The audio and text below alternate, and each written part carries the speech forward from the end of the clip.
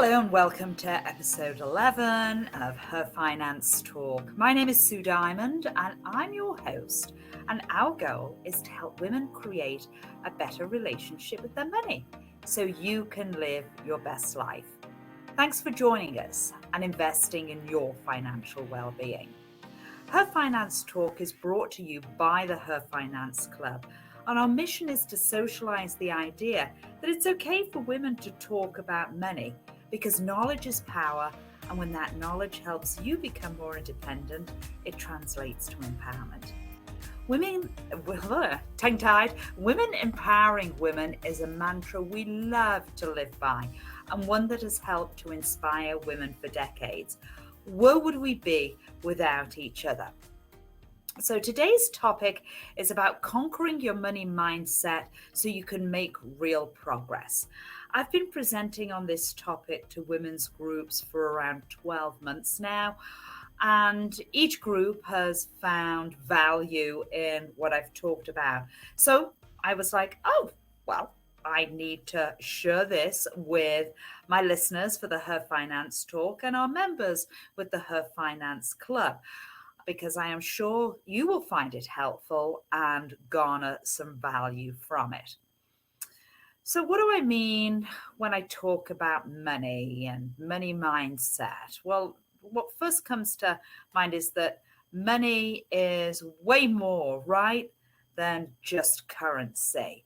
Money is a matter of belief and behaviors that can be fraught with emotions such as shame, fear, pride, control, and many more.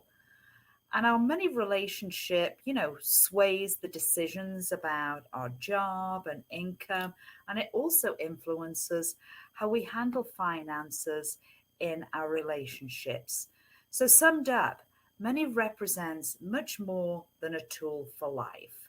When I think in terms of Maslow's hierarchy, it's more than just paying our rent and feeding ourselves and buying clothes or, using it in exchange for goods. So the meaning of money is a mindset matter. And it's a mindset matter because it revolves around our beliefs. And our beliefs drive our behavior, which in turn create the results that we have with money. Just for your information, did you know that 85% of women are the CFOs of their family households? They're making most of the day-to-day purchases and budgeting decisions, but they still feel uncomfortable discussing financial matters. Did you know that more women than men say money is their number one source of stress? And did you know that the area where women fall behind the most when it comes to money literacy is knowledge and the confidence to maximize earning and investment power? So financial success starts with conquering your money mindset and transforming those beliefs that are preventing you from achieving, financial empowerment. So just a little bit about myself for those of you who don't know me. I consider myself to be a social change agent, and I'm really passionate about women's economic empowerment.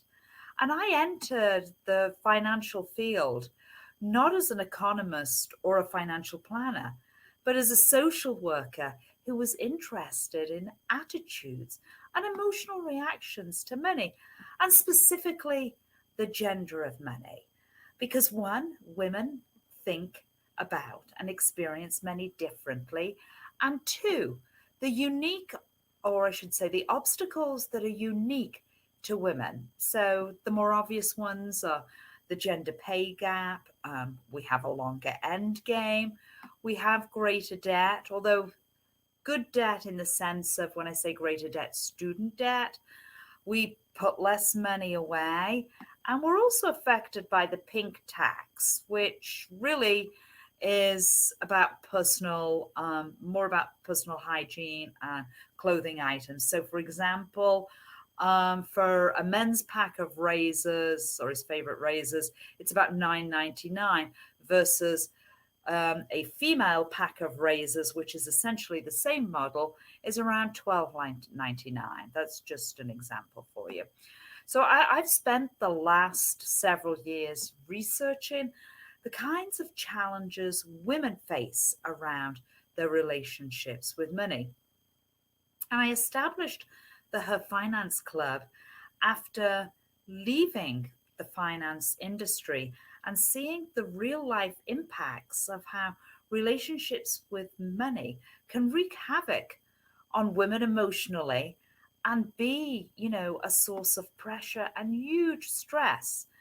So, what I did see was that no one was really talking about this. And worse than that, many women were afraid to. They were afraid to talk to each other about money. They were afraid to ask questions about financial products they didn't understand.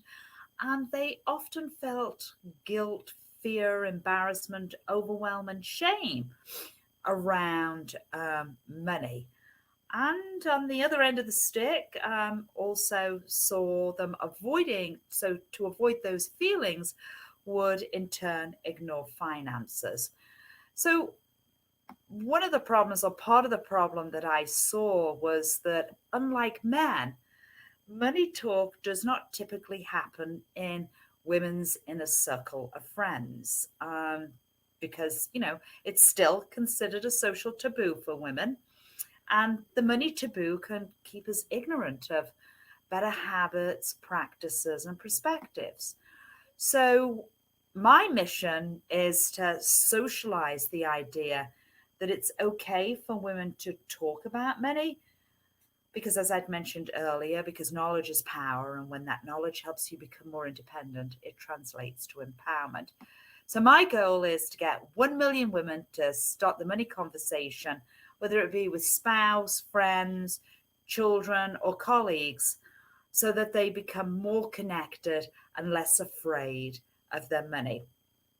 And I hear, or you may be thinking, I don't like to talk about my finances because it's socially unacceptable, or I don't want anyone to think I'm not smart about my money. I don't want anyone to know that I'm insecure with money. I don't want anyone to know that I'm super stressed out about money, or I'm okay with money and just brush it under the rug.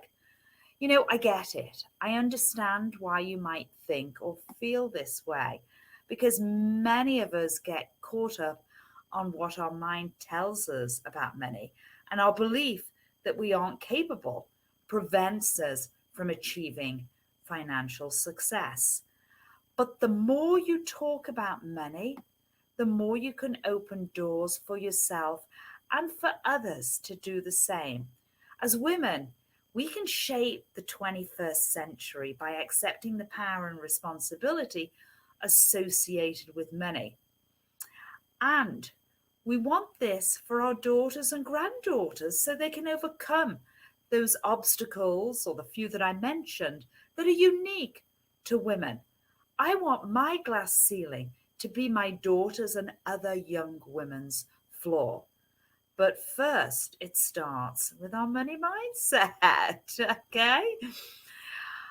So we know our mindset is our beliefs and emotions about money, and that they are mostly shaped by our individual life experiences, which is often referred to as our money story.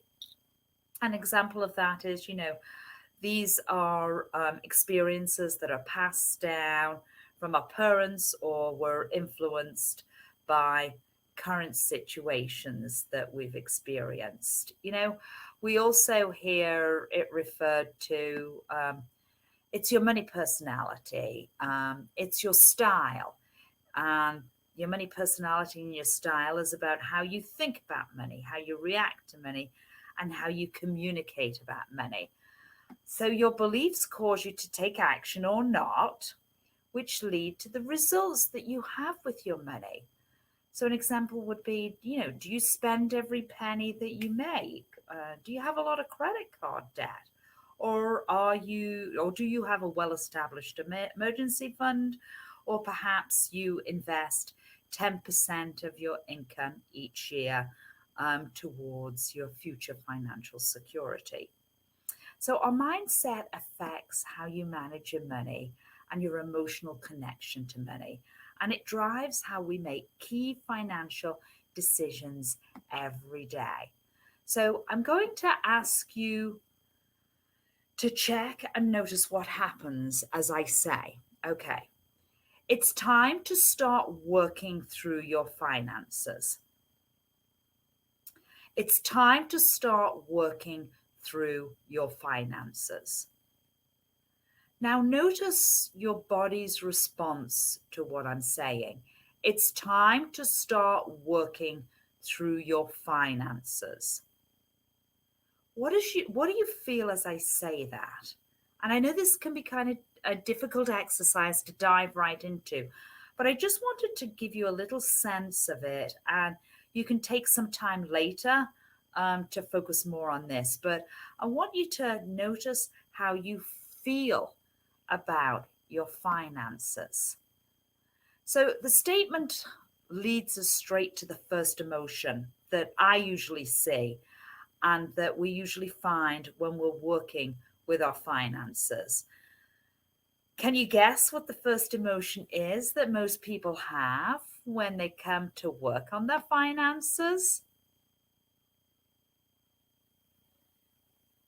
What I get from most people when they first come in is 99% of the time, it's fear.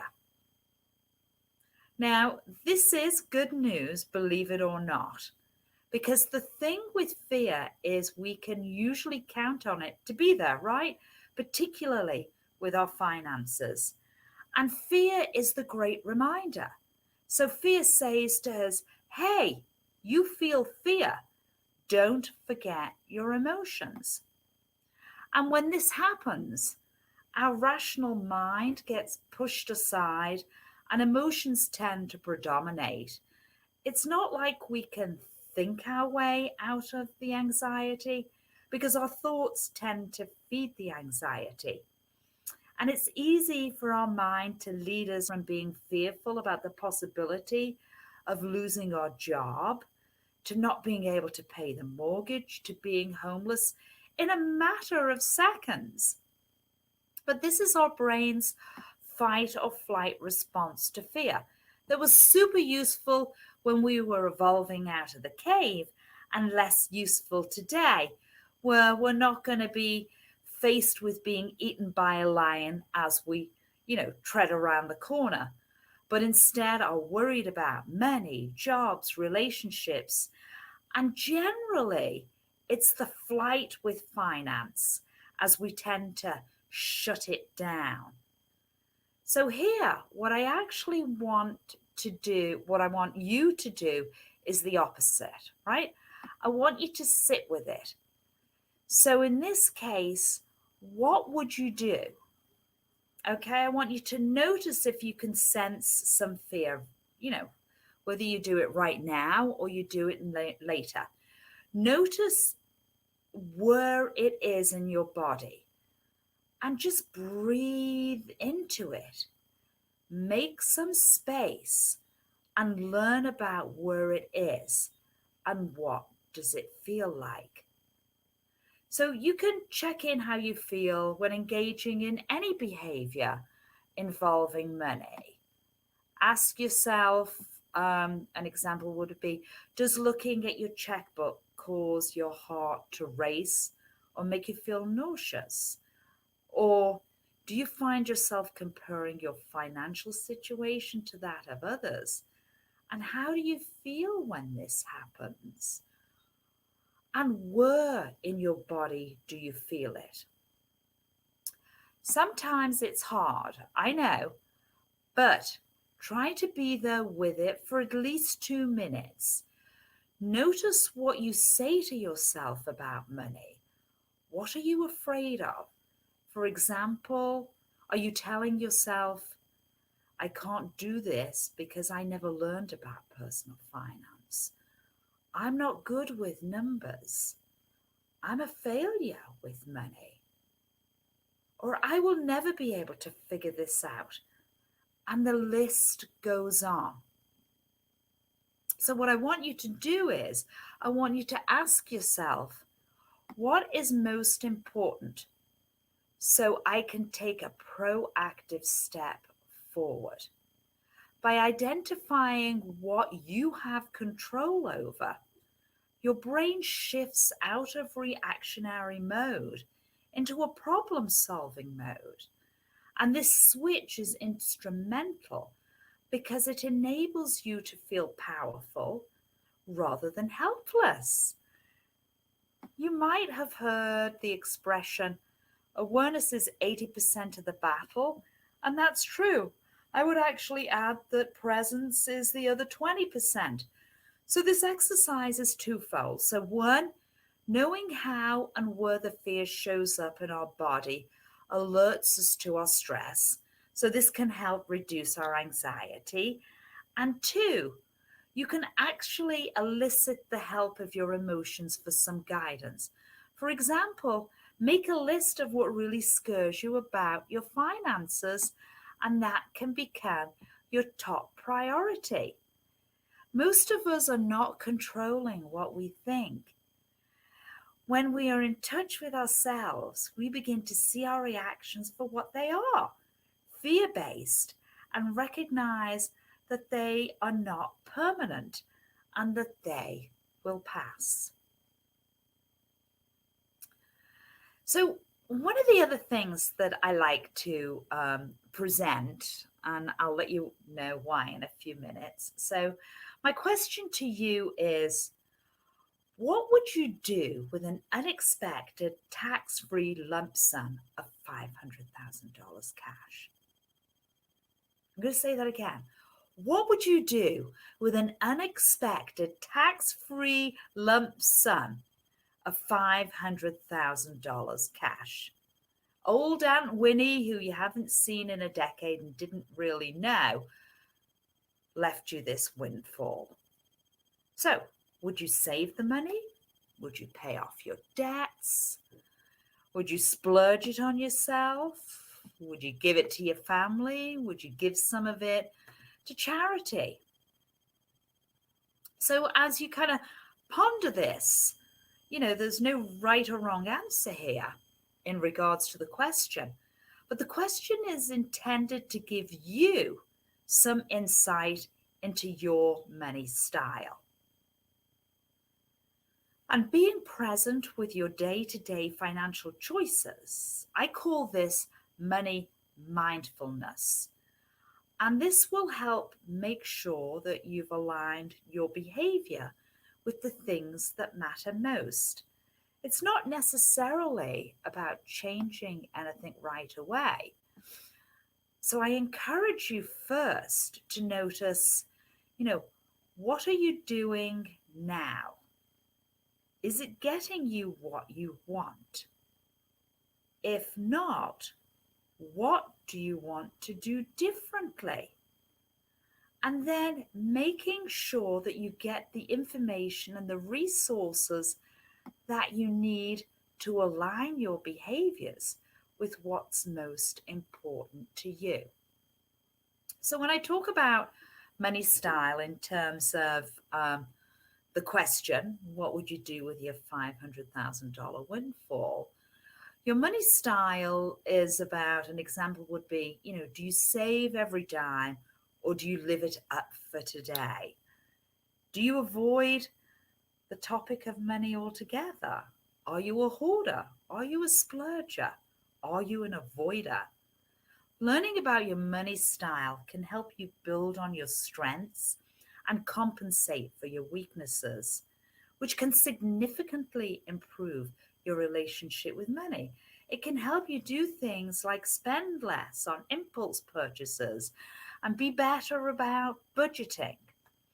So, check the show notes at the end of this because I'm going to make sure you have access to the Money Style quiz, which will certainly give you a better understanding of, what your personality with money is and how you can start to move forward to make some changes for the better.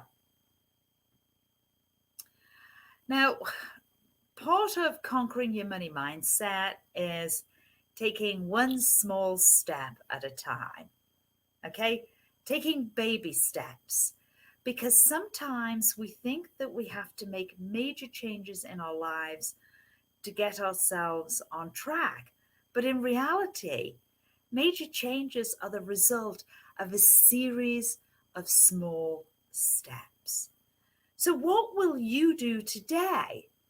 What one small step can you do to start working towards, making that big change and having success? Will you resolve to cut out one expense that brings you neither joy nor prosperity? You can kind of write your resolution on a piece of paper and post it prominently so you won't forget. Put the money that you would have spent into an envelope or in a separate account for savings. Okay. Put another example would be put small bills in front of your wallet for easy access and large bills behind for security. And at the same time, dump loose change into a jar for savings. And every time you touch money, you should feel a sense of security, not disorganization. Make good use of your automatic habits. When you pay off a loan, put money you were paying each month into a savings account. You will keep the same standard of living and your savings will just continue to grow. Sit down in a quiet place where you won't be disturbed. Set a timer for 4 minutes. Close your eyes and think of the worst money mistake you've ever made. Relive the hassle, frustration, and loss you experienced one last time. Then let it go. And when the timer sounds, forgive yourself for your mistakes. Next time you're tempted to dwell on it, say to yourself, that's water under the bridge, and move on. So those are just a few examples of, what can you do today, right? You get this picture. This is like Goldilocks. Don't try to do too much. Don't try to do too little. Do it just right and take those baby steps. Part of the key of conquering, your money mindset is believing you can. And affirmations are practices of positive thinking and self-empowerment. And these you can Google money attraction affirmations and guided meditations for money attraction.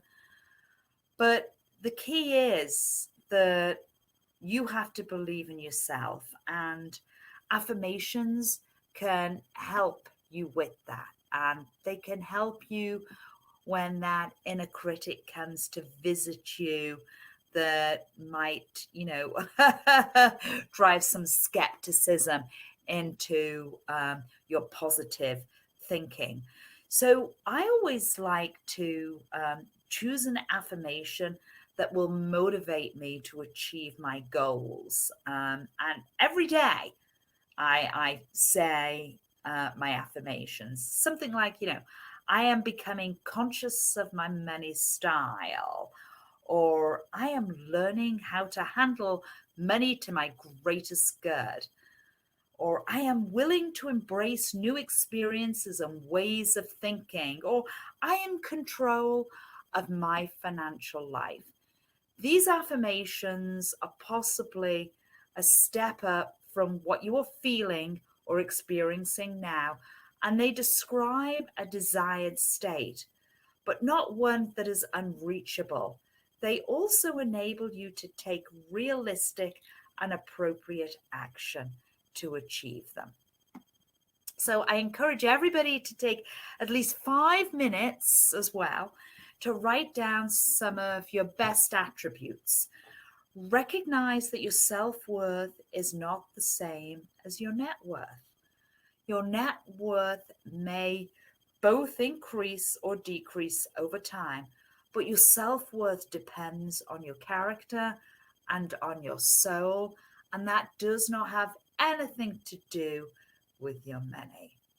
So just go out there and Google and get some great money affirmations to help you conquer your money mindset. All right. Well, I'm kind of coming to a close for this episode.